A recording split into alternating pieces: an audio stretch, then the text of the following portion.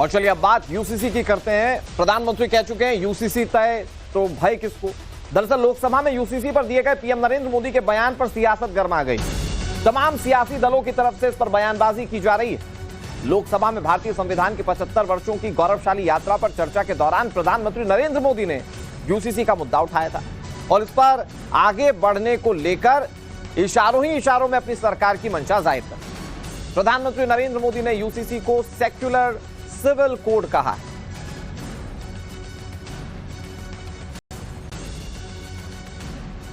ये है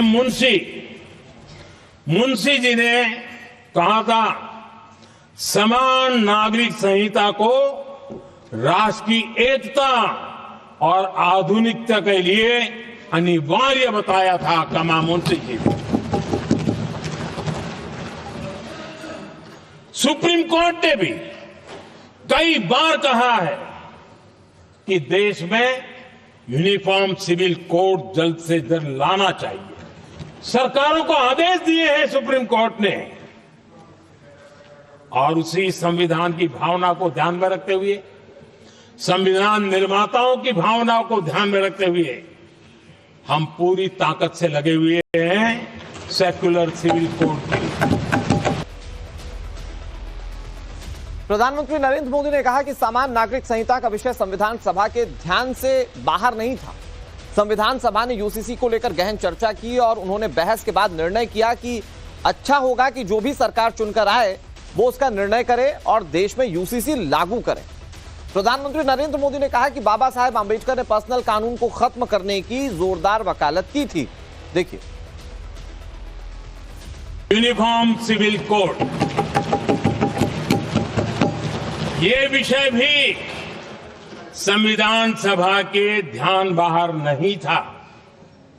संविधान सभा ने यूनिफॉर्म सिविल कोड को लेकर के लंबी चर्चा की, गहन चर्चा की और उन्होंने बहस के बाद निर्णय किया कि अच्छा होगा कि जो भी सरकार चुन करके आए वो उसका निर्णय करे और देश में यूनिफॉर्म सिविल कोड लागू करे। ये संविधान सभा का आदेश था। आदरणीय सभापति जी बाबा साहब ने कहा था धार्मिक आधार पर बने पर्सनल लॉ को खत्म करने की बाबा साहब ने जोरदार वकालत की थी। प्रधानमंत्री नरेंद्र मोदी संसद में जब बोल रहे थे और यूसीसी को लेकर बोल रहे थे तो उनकी मंशा तो आपने समझ, लेकिन यूनिफॉर्म सिविल कोड जिसको लेकर विपक्ष सवाल उठाता है, सरकार कहती है कि इसे हम लागू करेंगे, ये दरअसल है क्या, इसके प्रावधान क्या है, मैं आपको ये बताने की कोशिश करता हूं। दरअसल इसका सबसे बड़ा प्रावधान ये है कि हर धर्म, जाति, संप्रदाय और वर्ग के लिए देश में एक ही नियम हो। पर्सनल लॉ के नाम पर कुछ लोग अलग अलग नियमों का पालन करते हैं। यूसीसी कहता है कि सबके लिए नियम एक होगा, पूरे देश के लिए एक समान कानून होगा। किसी भी धर्म के लिए विवाह, तलाक, विरासत और गोद लेने का नियम जो है वो एक जैसा होगा। मतलब अब्दुल और आदित्य दोनों के लिए अलग अलग नियम नहीं होंगे यूसीसी के तहत। अनुच्छेद 44 में सभी नागरिकों के लिए समान कानून करने की बात कही गई है और प्रधानमंत्री भी इस बात का जिक्र कर रहे थे कि पहले भी हमारे पूर्वजों ने इसका जिक्र किया है कि यूसीसी जो है वो सरकार के विवेक पर हो और उसे उस हिसाब से सरकार अपना फैसला लेकर लागू करे। इन सबके बीच उत्तर प्रदेश के मुख्यमंत्री योगी आदित्यनाथ ने भी देश में यूनिफॉर्म सिविल कोड का समर्थन किया। योगी आदित्यनाथ क्या कह रहे हैं, जरा सुनिए। समान नागरिक कानून देश के अंदर नहीं होना चाहिए क्या? दुनिया के अंदर बहुसंख्यक समाज जो कहता है व्यवस्था वैसे संचालित होती है और भारत तो कह रहा है कि साहब भारत के अंदर अल्पसंख्यक और बहुसंख्यक का भेद समाप्त होना चाहिए, सब लोगों पर एक समान कानून लागू होना चाहिए।